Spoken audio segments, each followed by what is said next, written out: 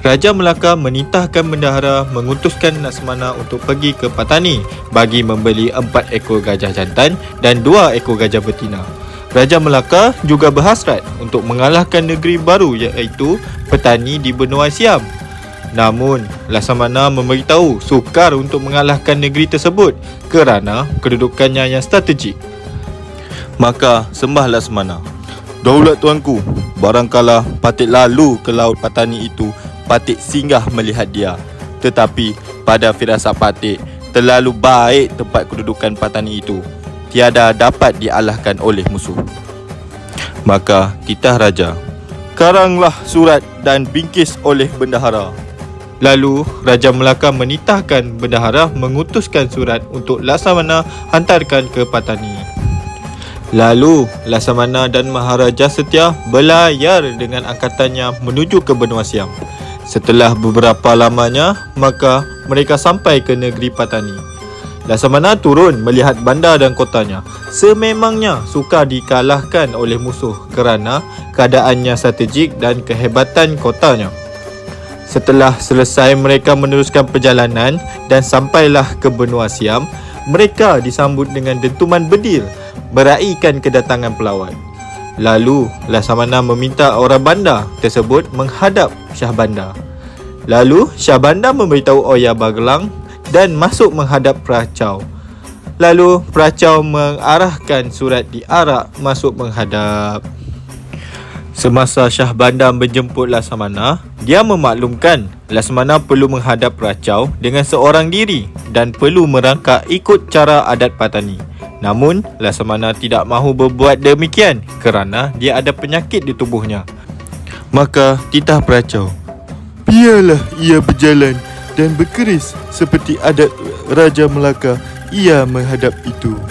Lalu Peracau izinkan Laksamana berjalan dan berkeris seperti adat Raja Melaka ia menghadap.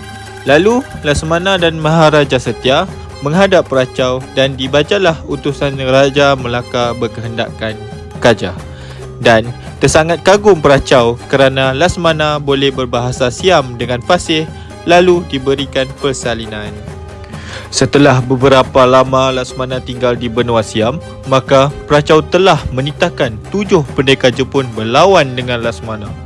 7 pendekar Jepun itu sangat angkuh dan bongkak.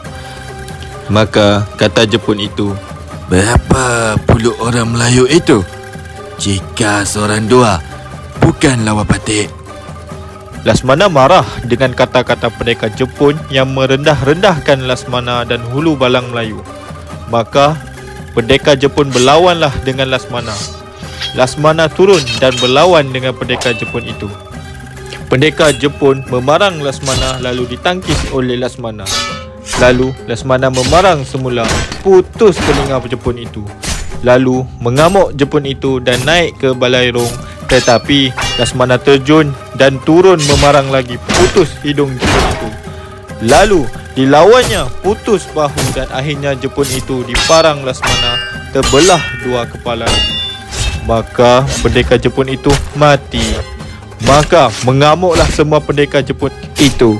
Berlawanlah dengan Laksamana dan 5 orang pendekar Jepun mati dan 2 lagi lari menuju ke Kemboja.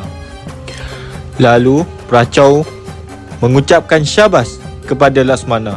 Peracau telah meraihkan Laksamana dengan santapan.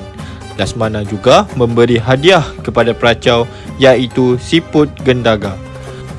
Maka Laksamana pun berkata pada Oya Bagelang, "Jika ada kasih tuanku, diperhamba mintalah persembahkan esok hari kerana diperhamba berjanji dengan Sultan Melaka sekadar 4 bulan juga pergi datang." Maka Oya Bagelang pun berkata, "Baiklah." Keesokan harinya, Laksamana memohon diri kerana telah berjanji sekadar 4 bulan sahaja datang ke Patani dan sampai masa untuk berangkat pulang. Lalu Peracau menitahkan Oya Bagelang membalas surat dan hantarkan kepada Raja Melaka serta diberikan 10 ekor gajah, iaitu 6 ekor untuk Raja Melaka dan 4 ekor untuk Laksamana kerana membalas jaksa bakti Laksamana menyelamatkan Peracau dari pendekar Jepun yang mengamuk dan khianat. Lalu Laksamana turun dan mula berlayar. Maka dua Jepun yang lari Kemboja itu meminta bantuan di sana dan akan menghalang laluan pelayaran Laksamana dengan bantuan dari pasukannya di Kemboja. Semasa dalam perjalanan pelayaran itu, lalu Jepun menyerang dan menghalang Laksamana. Maka dibedilnya ke arah Laksamana dan rombongannya. Lalu Laksamana amuk dan mati semua Jepun itu. Maka dilihat Laksamana akan perahu Jepun penuh dengan emas, perak dan harta yang terlalu banyak. Lalu diambil Laksamana isi ke perahu berlayar menuju ke Kuala Melaka. Setelah beberapa hari, maka sampai Laksamana ke Melaka. Lalu disambut oleh Syah Bandar dan bendahara. Maka titah baginda, "Hai Laksamana, apa khabar benua Siam?" Maka sembah Laksamana, "Khabar baik tuanku." Diceritakanlah dari awal hingga akhir kepada Raja Melaka. Gajah yang besar dinamai Pudi Manikam dan seekor lagi Permata Sailan.